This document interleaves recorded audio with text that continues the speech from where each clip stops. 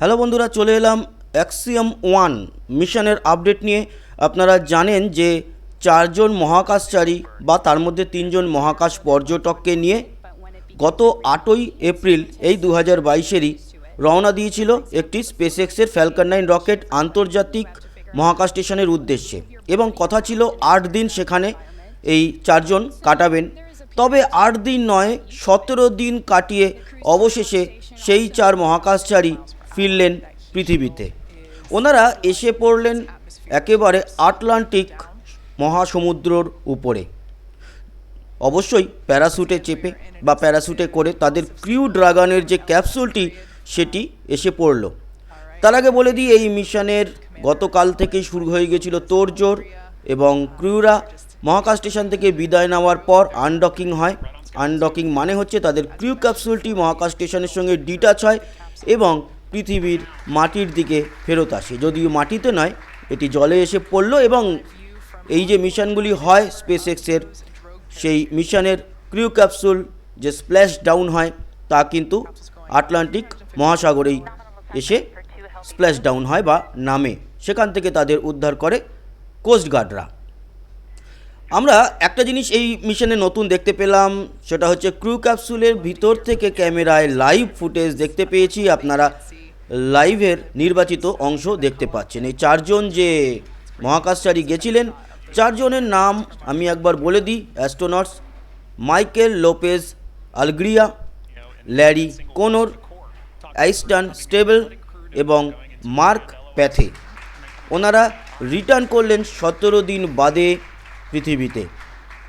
আগামীকাল crew 4-এর mission হবে এবং সেখানে 4জন মহাকাশচারী ফ্যালকন 9 রকেটে করে উড়ে যাবেন। অবশ্য ওনারা মহাকাশ পর্যটক নয় এনাদের মতো, ওনারা কিন্তু প্রফেশনাল মহাকাশচারী যারা মহাকাশ স্টেশনে গবেষণা করতে যাচ্ছেন এবং প্রচুর দিন থাকবেন।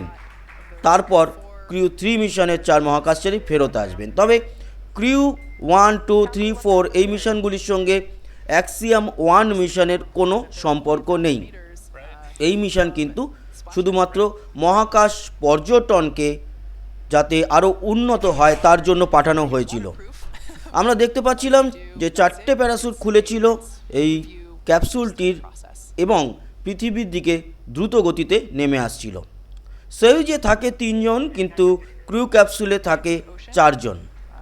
এবং এই যে দেখতে পাচ্ছেন সরাসরি নেমে আসছে একেবারে আটলান্টিক মহাসাগরের বুকে।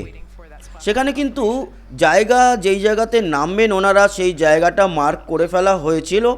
তবে প্যারাশুটে নামেন তো একেবারে যে এক্স্যাক্ট পিন পয়েন্ট মার্ক করা হয় তা নয়, একটা জায়গাকে বলে দেওয়া হয় এই জায়গাতে মোটামুটি নামবে। তার চারিদিকটা ঘিরে রাখে যে গ্রাউন্ড স্টাফরা আছে, কোস্টগার্ডরা আছে, তারা স্পেসএক্সের টিম সবাই মিলে। সেখানে কিন্তু কোনো রকম বাইরের কোনো জাহাজ, নৌকা কিচ্ছু প্রবেশ করতে দেওয়া হয় না। আর এই দেখতে পাচ্ছেন সেই সময় যেই সময় স্প্ল্যাশ ডাউন করলো অ্যাক্সিয়াম-1 ক্রিউ ক্যাপসুলটি 4জন মহাকাশচারী সমেত। সয়ুজ যখন ফেরে 3জনকে নিয়ে, সেটি কিন্তু কাজাকিস্তানের একটি মরু অঞ্চলে মানে বালির উপরে এসে নামে। আর ক্রিউ যে ক্যাপসুলে মহাকাশচারীরা ফেরেন, ওনারা ফেরেন আটলান্টিকের বুকে। এই যে দেখতে পেলেন সেই অসাধারণ ল্যান্ডিং, বা যেটাই বলুন না কেন সেই স্প্ল্যাশ ডাউন বলাটাই বেটার। কোস্টগার্ডরা কিন্তু জায়গাটাকে সঙ্গে সঙ্গে দেখলাম ঘিরে নিল। আমরা ক্রিউ যে 1, 2 রিটার্ন এসছে, সেই রিটার্ন মিশনগুলোতে আমরা দেখতে পেয়েছি যে কিভাবে তাদেরকে উদ্ধার করা হয়। ব্যাপারটা সেরকমই ছিল, আলাদা কিছু নয়। তবুও 4 মহাকাশচারী 17 দিন কাটিয়ে ফিরছেন, লক্ষ্য তো আমাদের থাকবেই। কোস্টগার্ড টিম কিন্তু সেই ক্রিউ ক্যাপসুলটাকে ক্যাপচার করে নিয়ে তাদের জাহাজে তুলে নেয় এবং তারপরে আস্তে আস্তে করে সেই 4জন মহাকাশচারীকে বের করে আনার পালা। ডাক্তার থাকেন, তারপর ইঞ্জিনিয়াররা তো থাকবেনই, ওনাদেরই কাজ এটা মূলত। এছাড়া কোস্টগার্ড, স্পেসএক্সের গ্রাউন্ড স্টাফ, সমস্ত টিম। এছাড়া ক্যামেরা ক্রু থাকে যারা লাইভের মাধ্যমে তুলে ধরে আমাদের সামনে এই অসাধারণ দৃশ্যগুলো। আর আমরাও বাংলাতে তা কিন্তু আপনাদের সামনে নিয়ে চলে আসি।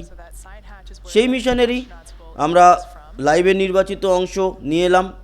এখনও শেষ হয়নি, আর একটু বাকি আছে। দেখতে পারবেন যে 4 মহাকাশচারীকে কিভাবে বার করা হচ্ছে।